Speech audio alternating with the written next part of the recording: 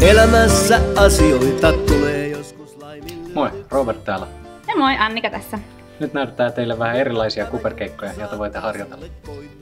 Vielä hyödyksi.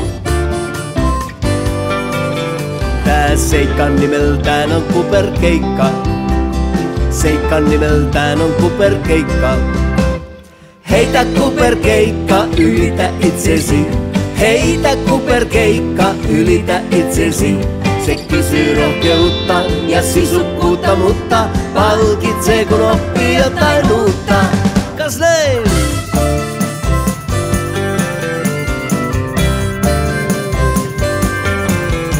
Kun rivakasti ponnistaa, voi onnistaa, mut aina se ei riitä. Saa sietää kyllä senkin, joskus menee alle penkin, mitäs siitä? Niin käydä voi kun rohkeasti seikkailee. Niin käydä voi kun rohkeasti seikkailee. Heitä kuperkeikka, ylitä itsesi. Heitä kuperkeikka, ylitä itsesi. Se kysyy rohkeutta ja sisukkuutta, mutta palkitsee kun oppii jotain uutta. Kas näin!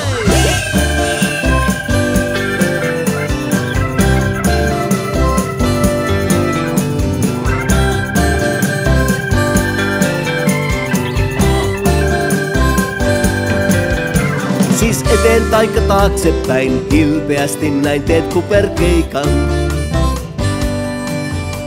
On kokenut myös minä sen, itseni yrittämisen hurjan seikan. Ja vielä vanhanakin kuperkeikkailen. Vielä vanhanakin kuperkeikkailen.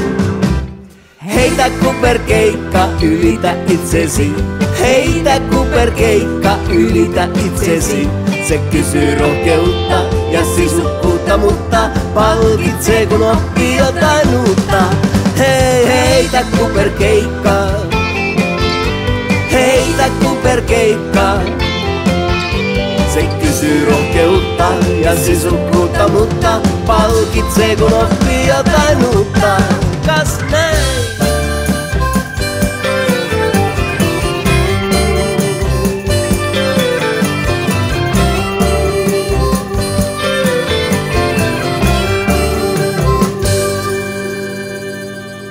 Heitä kuperkeikka, ylitä itsesi.